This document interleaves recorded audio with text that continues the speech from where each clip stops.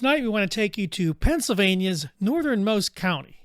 Join us while we wander along the shores of a great lake, visiting a comfortable medium-sized city home to colleges, universities, sports teams, and our friend Bigfoot.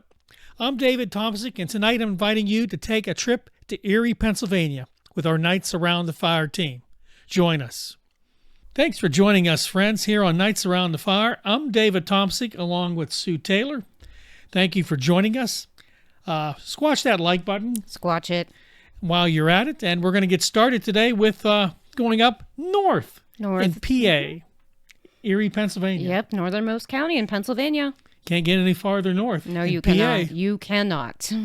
What's happening in Erie, Sue? Actually, a lot of stuff happens in Erie, so I think we're going to stay in Erie at least for the next 2 episodes because we've got Bigfoot to talk about tonight, but there's a bunch of other stuff, and I went to college in Erie. So I used to go to the planetarium to hear all of the Halloween tales and everything, so that's where I first heard the story of the alien at Presque Isle. Right, we've talked about that on a program. The Presque Isle UFO sighting. So, Sue, you were, I didn't realize you went to Erie. I did. What's the college? I went to Penn State Barron. Wow. Folks, we got a Penn Stater here and an Erie resident for a short 4 time. years. Lived 4.5 years. I lived up there because I interned after I graduated. So you yeah. lived through the snow? I did. Everyone was surprised, but yes, I lived through the snow up there. Folks, it's crazy. It snows in Erie. You're getting 3-4 feet. It hurts. Like that lake effect snow hurts. It comes in little pellets. Like stuff pounds you. You know it. Okay, Sue, I guess you didn't see a Bigfoot up there while you were there. I never did, no. You weren't looking for one, were you? Not at the time, no. I liked Ghost more than I liked Bigfoot, so I would go looking for the Ghost and stuff like that. Yeah, I think Sue was a Ghost fan well before she was a Cryptid fan. Yeah. And speaking of cryptids, let's clarify, I am holding a dog man wearing a Bigfoot shirt, and if you are so inclined to go out and check, not sponsored by this podcast, but sponsored by my lifestyle, is Build-A-Bear made a Fresno Nightcrawler plushie. So if you've got $30 to spare, go online, get yourself your own cuddly Nightcrawler. Now, if you don't know what that is, I'll post the video we did here. It's a cryptid, we think, and we did a video. If you want to watch it, please do. We said this last week. It didn't draw a lot of views because I don't think people realized what it was. But I'm still confused why Build-A-Bear would create a plushie from a little-known cryptid. I don't know. I don't have any idea. But on the other hand, if you like my dog man, he is available in stores and online right now, so you can get your own. Do it. Okay, so where do we begin in Erie? Okay, so we want to make sure that this is not mistaken for Erie County, New York, which is up above in the state of New York, but we are sitting right along the New York-Pennsylvania border. Okay? So as of 2025, the population of Erie was 265,832. Quite a few people. Yeah, that's pretty good. It is a big area. County seat is Erie, which is a nice... I have heard people call it a small town. The people of Erie don't like that. They like to call it medium-sized. And I think it is the 3rd biggest city in the state. Right. Just for your information, we live in Canonsburg, which is around 10,000 people. Yeah. That's where we're at in that size. Yeah, so we're smaller than Erie. Much. For sure. Much smaller. But we have a better 4th of July parade. We do. Great okay. 4th of July parade.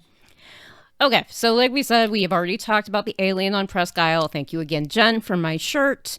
And if you want to know about that one, you can go back and revisit it. I don't think we need to do a full episode just dedicated to that, but we can answer some questions about it. If you watch it and you have any questions, we can give some follow-up on that. I put out a thing on social media looking for ghost stories from Erie, and apparently I knew a few, but there are a bunch up there. There is Axe Murder Hollow, which was supposedly the scene of a vicious axe murder. How quaint. Yes, and it was interesting. When I was in college, a guy that I used to hang out with really tried to convince me and another girl to go out there. And now they say you regret the things you didn't do. Yeah, I regret that. I regret not going out to Axe Murder Hollow. There is a ghost at the Presque Isle Lighthouse. Expected. There is a wandering hitchhiker type story.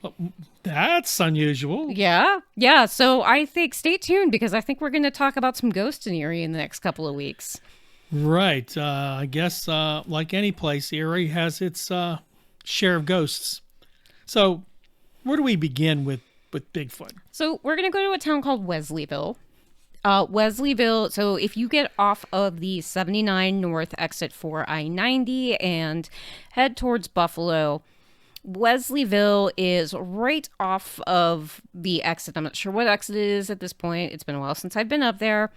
And it is a small town. It is not far from the Penn State Barron campus. It is also bordered by Harbor Creek, Mill Creek, bunch of little communities. Nice little town.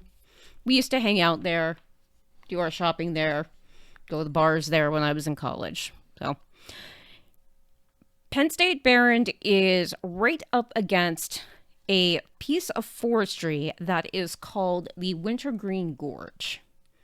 So this has neighborhoods, and they're older neighborhoods, but is a very populated area with still wilderness, which we like to talk about. So let's talk a little bit about Wintergreen Gorge. Now, it's a pretty big area, pretty big gorge. I used to go walking out there when I was in college, like other college kids do. It was a very popular place for hiking, wandering, all that fun stuff, partying like college kids do. I had lots of friends that liked to drink in the gorge. Never did. Seemed dangerous to me. But like Dave said, never saw anything when I was up there. Unfortunate. I mean, that would have made a great story today, wouldn't it? I wish we had that story to tell, but I put a bonus out on social media. If you've got anything from around Wintergreen Gorge, I want to know about it. Right. Please report anything you find to Sue on our email account here, strangeworlds777yahoo.com. Sue is collecting stories, so please let us know what stories you have. Right now, we're having an all-call for Erie, PA. Ghost stories, Bigfoot stories, and we even throw in UFO stories. Bonus points if you get them to me before August the 26th. Right. That's when we want to do a video? Erie Part 2. Yes. Okay, yes. So Erie Part 2, you got to hurry. Let us know. Get them in. Okay, this particular incident comes from Harbor Creek, Pennsylvania. And Harbor Creek is one of the communities that is right up against Wesleyville. So Wesleyville and Harbor Creek are pretty much interchangeable. All right, the submitter says, my parents have a house up there in the middle of the woods, approximately 50 yards off the road. The area is surrounded by woods and open fields. My parents have 56 acres of woods behind the house that they own. At the back of the property is a huge ravine/gully that runs east to west of the property. We have apple trees around the house and a pond, so there's food and water. The incident happened one night when a friend of mine dropped me off at our house around dusk. It was just starting to get dark, but you could see just fine through the trees around the house. You could see all the way to the next road over, approximately 100 yards or so. Visibility was fine. Okay, that's an important detail. As I was saying, I got dropped off and I walked up on the front porch to go inside the house and realized the door was locked and I didn't have a key. Uh-oh.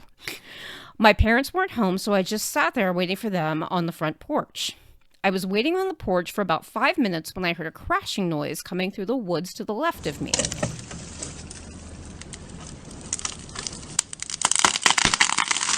I didn't think anything of it at first. I figured it was an animal or something, maybe a limb fell off of a dead tree. That sort of thing happens all the time out here. I glanced to my left and noticed approximately 40 to 50 yards away a very large object moving rapidly through the woods. It was walking very fast with long strides. I could see very long arms swinging down by its sides, almost straight down. I stood up to get a better look at whatever it was, and as soon as I did, the object stopped walking. It actually heard me or something. I heard it from a pretty good distance away. You had good hearing. Yeah, because it turned my way and took a few steps towards me and then stopped. I could get a good look at it through the trees, even though it was getting darker outside because the trees in that area are spaced farther apart. Apparently, as was at this moment, I could see that it had red eyes. Here we go, back to red-eyed This Bigfoot. just feels like a thing anymore. I just feel like Bigfoot has red eyes. Like, let's just go with it. Like some folks, some humans have red hair. Yeah, let's just go. Bigfoot has red eyes. Red eyes. They almost glowed. It appeared to me that it was watching me, also trying to figure out what I was. It was very large, maybe 8 to 9 feet tall. It had long arms and legs. It appeared to have no neck or a very short neck, kind of like a gorilla. It appeared to be covered in hair. We looked at each other for maybe 30 seconds or so before it turned around and ran back the way it had come from. When it turned and ran, it was moving, and I mean it was really moving. It was almost like a blur running through the woods. That's interesting. I've never heard one actually in a full sprint. No, I've not heard that before. That's very interesting. You could hear limbs and dead branches breaking as it ran, and then I couldn't hear it anymore. To say the least, I was terrified. If what I saw kept walking towards me, I was planning on putting my hand through the window to get into the house. Okay, but then you have a broken window and a Bigfoot outside. So, yes, but also no. I have never been so scared in my life. I waited for a few more minutes on the front porch and then decided to go up on the deck at the back of the house. It's on the second floor of the house. Figured that I would be safer there. I put lawn furniture around me like a wall and hid. About half an hour later, I heard my parents' car come down the driveway and then saw the lights on the barn. I ran down off the deck and told my parents what had happened. I didn't think that they would believe me, but they actually did. Good for them. Anyway, we went outside the next morning to do work on the driveway. It was still dirt. We were putting cement in.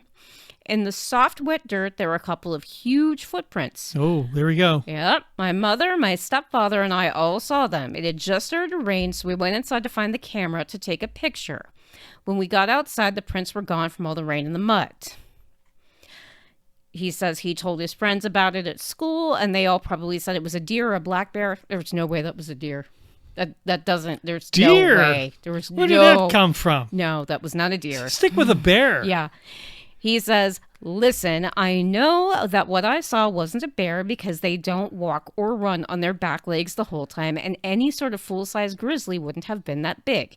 It looked more human gorilla-shaped. Its movements were like a man walking with huge strides with its arms swinging at its side straight down. I got a book out on Bigfoot sightings and started to read about them and noticed that many people had similar stories to mine. We know the drill: wooded, secluded, deer trail.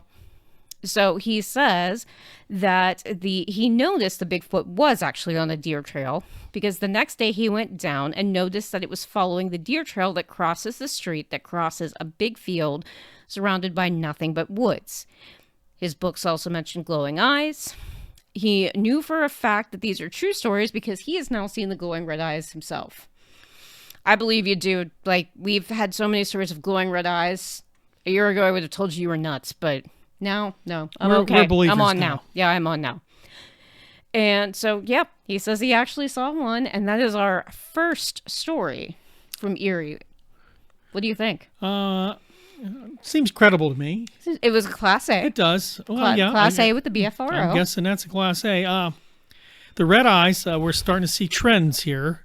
And this whole thing with a deer, I'm sorry, man. Whoever said that. He was a kid. He told a kid at school that. Yeah, how about like going back to school and researching what a deer looks like? Bear, not bear. Not deer. Not Bigfoot. Deer, not Bigfoot. I was hoping we wouldn't have to put another one in, but apparently now we have to explain what a deer looks like. I mean, now you're offending deer across the nation here. I mean, the deer in Canonsburg just communally gasped, and they're not sure why. Just gasped. You know, I saw a couple crossing the road here the other day, and I can tell you, I saw them, cross the road a couple times, and I knew one thing. That wasn't a Bigfoot. Not the smartest guy in the world, maybe the second or third. At least the second, yeah. And Canonsburg's number one podcaster. But that was not. I did not misidentify that deer as a Bigfoot. Because the average deer is about 180 pounds, maybe. And on all fours and much more slender. Sometimes it has antlers. Now, there is another creature that you see a deer, and it could be Wendigo, not deer. We haven't, Well, we have not seen a Wendigo here. We haven't. No, but I do have a friend that I would like to come out and take a look at the deer in my backyard, because I don't always trust the deer in my backyard to just be deer. Well, the Wendigos can manipulate their form. They can, and that I have more fear of a Wendigo showing up in my backyard than I do. Yeah, that deer. would terrify me. Wendigo definitely would be terrifying. One more point here, Sue. Mm-hmm. Anybody that thinks a bear can run on the back 2 legs, you missed a lot of school.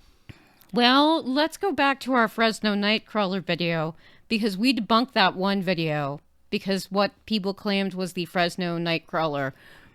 The gentleman on YouTube and your favorite podcasters here in Canonsburg both declared that to be 2 deer standing on their hind legs fighting. Right. But they weren't running. They weren't running. Yeah. Okay. So we just want to bring that up. I know it's easy to just say bear, because it's easy to say bear. It's 4 letters. Bear. Not bear. It was not a bear. Now, if you got a video anywhere on earth seeing a bear run 100 yards just on its back 2 legs sprinting, send it in. We'll play it. There isn't any, but just a challenge. We're open to it. We're open to it. Okay, so that's number 1 sighting. So that sounds reasonable. So here's an interesting thing. I think both of the stories that we had to talk about tonight were submitted by the same reporter. Really? Because I went on the PA Bigfoot Society, and it is also from the Harbor Creek, Wesleyville area, and he mentions in his submittal that he had also reported to the FRO. Okay. So I think there's a good chance. Yeah, I think this might be the same person. It's not like they have hundreds of these investigators. No. One guy probably does one area, sure. Yeah, I'm going to have to do a little more research on that, because I don't know exactly how the BFRO sets up their researchers or where they come from. I wonder if they need any in this area. I was going to say, maybe you and I should get into that. Yeah, we're going to be BFRO investigators. You see me and Sue come out, you know you're going to get a good job done. And you know it's going to make our podcast. If you're with the BFRO, we want to help you. We're Tell here us to what help. we can do. Like the government, we're here to help. We mean it, though. But we mean it. We mean it. So here's our next story. All right. The reporter says, I got to the property around 6:20 in the morning. He liked to go out for morning walks on wooded property early in the mornings because it was peaceful, which I get. He didn't go. This was not the usual Saturday morning because I had commitments on Saturday with the family. Okay. Anyhow, I waited in the truck until the sun just started to rise about 6:50 a.m. It was a little chilly out, low to mid-50s, I'd guess. I walked up the power lines to the ravine at the back of the property and then followed a trail parallel with the ravine until I found a spot I like to walk down into the ravine. It's overgrown and very steep, and not to mention very secluded. About 3/4 of the way down the hill is a level platform to your right that's about 20 feet wide by maybe 50 feet. The length of that runs thick young saplings and blackberry bushes, etc. Okay, so overgrown, kind of typical wooded area. Right. As anyone knows who goes into the woods early in the morning, there is a lot of activity going on. Best time to see something. Hiking, hunting, best time to get out there is first thing in the morning. So anyway, I get down about halfway down this hill. All the crows that were making a big ruckus above me stopped all of a sudden. Okay, so this is like our story last week with the Bigfoot in New England, where the peepers all went silent. And we Bigfoot found out showed peepers were toads. Oh, they're toads. Okay. Yeah, Okay. that Toads. was one of our thank you for that. We thought they were crickets or something, but there's some type of toad or frog. I think he said toad. Stand corrected. That's what peepers are. I've heard the term before, but I know what they were. So thank you. Thank you for catching that. I appreciate that. And crows do make a lot of noise. They do. They do. And when they don't, you know there's something off. And when they stop, you know that something is off. He says, I kept walking until I hit that platform, making very little noise, and all of a sudden, out of the corner of my eye, I saw something large and brown duck down really fast back in where it's thick with brushes and saplings.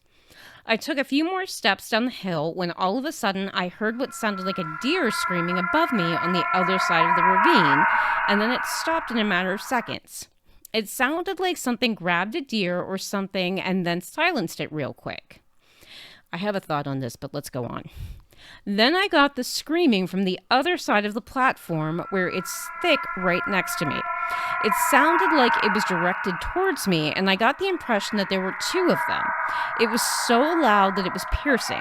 If you've ever been to a zoo and walked into a monkey exhibit and they all start screaming at you at the same time, that is exactly what it sounded like, only twice as loud and deeper by a larger animal. Oh yeah, that monkey house can be loud. Yeah, I don't like it. The first thing I thought was that it sounded just like primates. Those super loud screams lasted about 3 minutes straight until I turned and started walking back up the hill. About halfway up the hill, the noise stopped. I decided to try and experiment, so I walked back down the hill again until I hit the platform, and then all hell broke loose again. Satisfied, I turned back around and walked back up the hill and started walking towards the power lines. Right above where all the activity just happened back on the trail, you can see the treetops below in a small clearing at the top of the ravine. When I looked over where all the noise had just happened, I could see a tree about the size of a telephone pole shaking violently. So what do you think of that?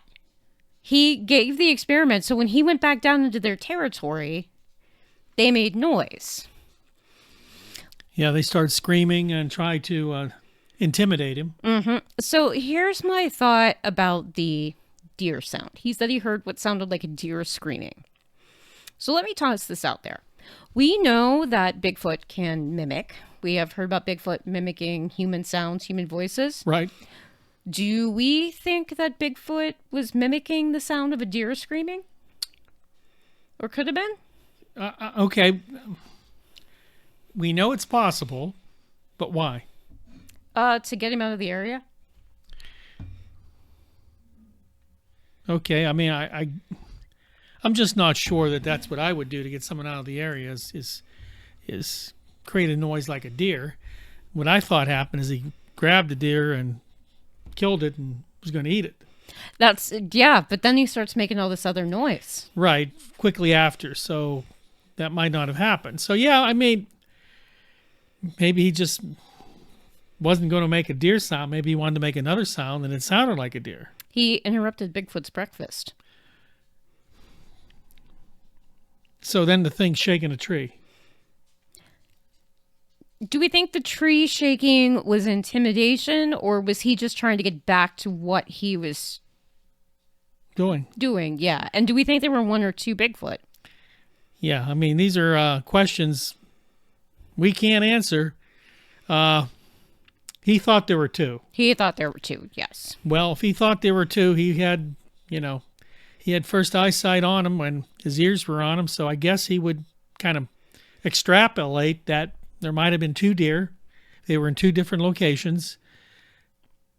And, of course, most likely, this is another territorial thing. Yeah, I agree. This was a Bigfoot marking its territory and trying to get this guy out of his way. So you wonder why he just doesn't go up and grab somebody. I mean, if you want them out and they're not going out, I mean, at some point, one of these creatures, and I'm just playing devil's advocate here. I mean, it's 9 feet tall. He knows what humans are. He knows they're annoying creatures. And they come into his territory, screw up his breakfast, probably had those berries. Mm-hmm. He's having dessert. Mm-hmm. And this guy's wandering through the ravine. Oh, right? Right. Okay. No, I'm with you. Because, I just don't know. So we don't have any documented cases of humans being hurt by a Bigfoot. We don't. And how many times have primates hurt humans? I'm sure there's been more of that. But as a whole, you don't see humans being attacked in jungles by monkeys. By monkeys very often, I don't think. You could argue that, I know you can argue the missing 411, David Paulides side of thing where Bigfoot is behind a lot of missing persons, but just playing devil's advocate here, if that's the case, why don't we have instances of people saying, like documented instances of people saying, I was attacked by a Bigfoot? Right. He didn't successfully grab me, but he tried. He tried. Yeah, because you never hear about them trying. You hear about them intimidating people to get out of their space, but you never hear about them physically trying to hurt somebody. So they're wired, for a bit less of a term, wired, to not really be aggressive to the point of hurting somebody, because they obviously know the difference between a human and a deer. Right. A human and squirrel. Yeah. And most likely they're wired, I'm just using that as an expression, friends, to not be aggressive to the point of attacking physically a human that we know of. And you could say that with all of the cases that are considered missing 411, David Paulides, you could say that some of those potentially could be a Bigfoot attacking that went wrong. Right. No, we've talked about David Paulides. In fact, one of our very first videos with Ashley was on missing 411. And there are a lot of exciting, interesting missing 411 cases. But I don't know of any evidence that points back to a massive primate involved. There's not. There's just really not, because that would be the evidence of Bigfoot that we needed. Right. That would connect it all. Right. And you're not finding bodies in these cases. So if Bigfoot is behind these, he's doing something with the body. Neatly. Right. Yeah. There's not evidence of like blood and an animal attack or anything. So I'm wrong. Might be wrong, but they just find a backpack up against a tree. Sometimes, yeah. Some weird things, which kind of contradicts the Bigfoot theory. Now, keep in mind, and again, I'm not trying to hammer anybody here, friends. You get involved in these things, 411 and all these things have happened, and they evolve. And then all of a sudden, everything's open. Aliens and Bigfoot and wormholes and all these things. Triangles. Bridgewater. The Bermuda. Alaskan Triangle. Bermuda. And, all these things then come into play because you need material. I'm not calling anybody out, Sue. I'm just saying that I am very leery of expanding the blame for missing persons in forests. To Bigfoot? To Bigfoot. I mean, even to aliens. Let's be honest. I mean, how many humans does an alien have to kidnap to figure out what a human is? We've talked about this. Why do they need so many? Yeah. Like I said, all these shows, they probe me. Well, for God's sake, if they don't know what it is by now, they're never going to do it. Go in your spaceship and go home because you're stupid. You're stupid. Okay, so this is how Dave gets abducted by aliens. I'm just saying. I mean, I'm about to tell him right off, dude. Just ask me. If you're that dumb, how'd you get here? Did Bigfoot build your spaceship? Because you don't get it. But that's sometimes what happens in these paranormal investigations. Paranormal, I mean, encompasses all things. Right, yeah. We start coming up with these fantastical theories. I've listened, and you've listened to so many of these on History Channel of, all the channels, and people come out. Ancient Aliens is one of the worst. Pretty soon it's going to be Dirt Men because they ran out of things to say on an Ancient Aliens. It's crazy talk. Let's get back to what we do here. This is what we know. This is what he saw. And that's all he saw. Okay. So I'm gonna tie back into this because I'm gonna say people want to put the Presque Isle alien into the Bigfoot category, which I am not okay with because I cannot get a clear description of the creature. I've heard a couple of different descriptions of the creature that supposedly came out of the spacecraft, so I'm not okay with that. But I will say, if you want some more information on what Dave was talking about, go check out our friends over at the Lore Lodge.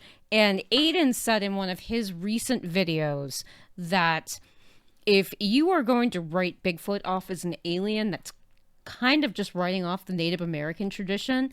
And I thought that was a really good statement to think about. Yeah, I can agree with that. Yeah, we talk about aliens and Bigfoot and the Bigfoot connection between the two, but that's a good point. Like, unless you want to believe that the aliens were around at that time and you can tie it all back together, but I thought that was a good point. Right, and I think that probably answers the overall question of are these really connected or not? And most likely, in most cases, no. I don't believe so. And it's nice to want to tie everything together because everybody wants it in a big, nicely wrapped bow. We have the answers. Yeah, and I have never believed that the alien at Presque Isle was a Bigfoot. I have never believed that those two, and I've known that story since about 2002 or 2003. So I've never once heard that declared as a Bigfoot, but it is on the PA Bigfoot Society's page as a reporting. So I don't know. Do with it as you shall. Yeah, believe what you want there. Shirt does have a Bigfoot in it. Yeah. I mean, we've talked about this, Sue, and I guess we'll continue talking about it until somebody comes up with hard evidence, right? Yeah. So somebody gives us a better answer. Yeah. Those were our 2 stories for tonight. Oh, that was the number 2 story. Yeah. Yeah. We got off on a tangent here. I'm sorry, friends. Sometimes it's very hard to just let go of the fact that people have vivid imaginations, and we've talked about, and I'm gonna do this where we cut off here. The people that got abducted 12 times. And they have them on the History Channel or something, and there's soft music in the back. And they're looking up at the sky, waiting for them to come back. Dude, that's more of a mental health issue than anything else. Mm-hmm. And I have a daughter-in-law who's a PhD in psychology. So we've talked about this, and I can tell you most professionals believe that's a psychosis. That's fair. It's okay? very fair. Most of them do believe that. You get the ones that are on the fringe, they'll hypnotize you, and all of a sudden you think you went to Pluto. You didn't. I didn't? You're in Pluto. No, you didn't. Oh. Yeah, it wasn't Pluto. That was Houston, PA. Oh, right okay. Well, oh, boy. Okay. I'm just saying. So, friends, you tell us what you think. Yeah, we want to know what you think. Contact Sue. Send us emails. strangeworlds777@yahoo.com. Sue wants to hear from you. I want to hear from you. We want to be controversial here. We think we just did. Because I know a lot of people have their own opinions. A lot of you folks are Bigfoot fans. We know you are. Let us know what you think. Where do you think Bigfoot falls in on this paranormal spectrum? Speaking of controversial opinions, the Lore Lodge swayed my opinion on David Paulides. So that's another one that we can... I want to talk in the... I don't want to do an episode on it, but I do want to hear from you guys in the comments and on email what you guys think. Watch the Lore Lodge's videos on David Paulides and let me know what you think. Now, if you don't know who David Paulides is, Sue, just give him a quick rundown because I think some don't have a reference to him. He is a former police officer who wrote several books on people who have gone missing in the national parks, and it is strongly implied that these disappearances are related to Bigfoot. Yeah, and that's and other paranormal activity. Yes. And of course, it started out as just investigations and and all the evidence and what police did and what they didn't do. And of course, as time moved on, we get into these things. And I'll be honest with you, we don't know. You've been in a national park.